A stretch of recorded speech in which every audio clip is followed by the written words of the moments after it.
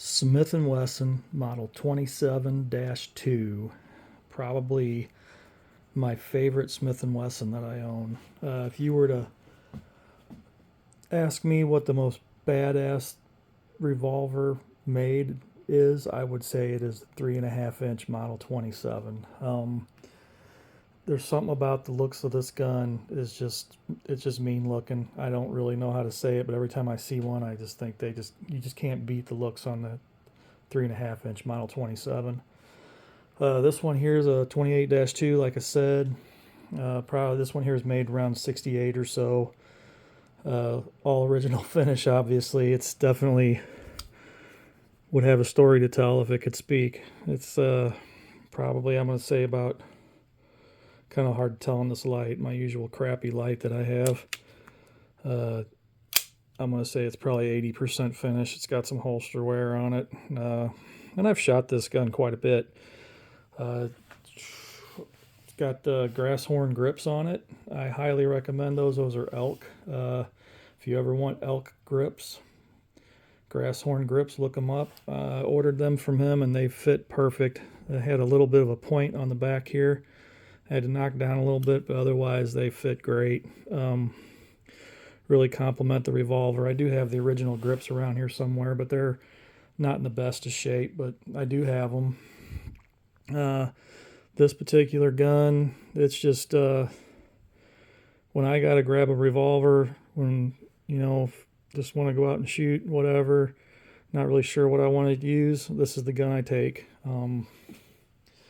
It's a fun gun to shoot. Shot a lot of 38 specials through it, some 357s, some of the 3844 loads that I've made up for my heavy duty. Shoot real good out of it.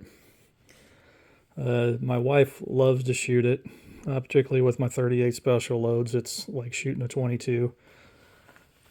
It has a Tyler T grip and the, I don't know what they call that, the manganese or whatever, the gold finish. The Tyler T grip for me is more form over function. For me, especially when I shoot the gun, especially with the 357 loads, with the Tyler T grip, the trigger guard kind of hits my finger and is uncomfortable, but I can't help to think how cool those look on that gun. So in this case, I keep them on there just because I think it makes it look really old school cool, When I think of guns from the 70s and 60s and stuff and 357s, this is the gun I think of. It is just it's a badass looking gun, So the Model 27 is a continuation of the registered Magnum that came out in 1935, which also was kind of birthed from the heavy duty, which if you saw my video on the heavy duty, I talk about it a little bit in there. Smith & Wesson called this I think it was just the 357 Magnum up until the mid to the late 50s when they started going to their numbered models and they changed everything to a number, and then it turned into the Model 27.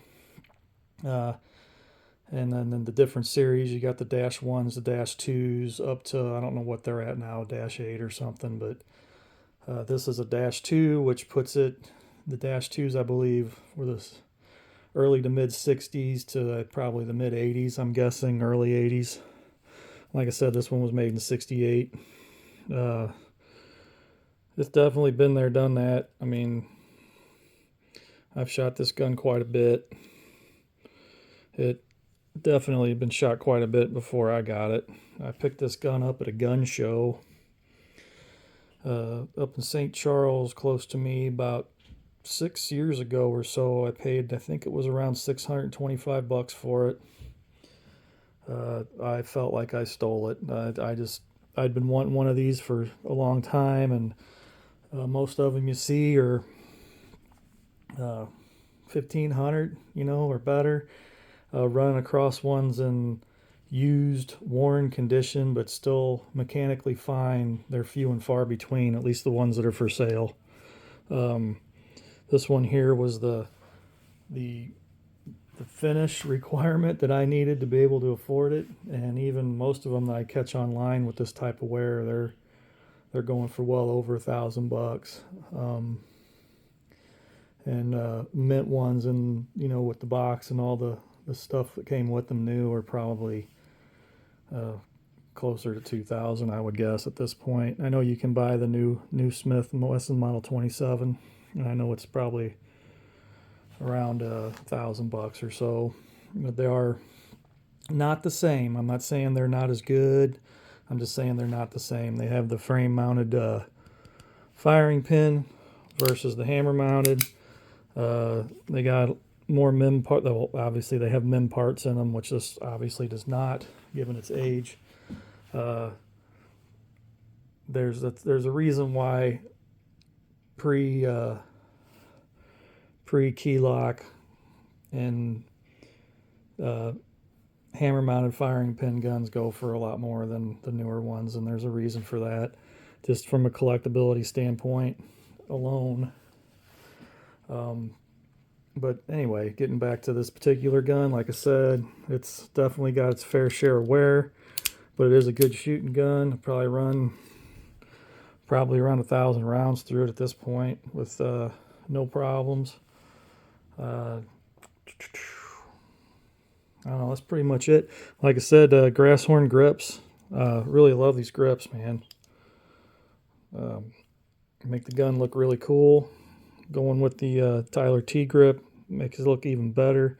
Not that it needed any help in the first place. Anyway, that's my Smith & Wesson Model 27-2.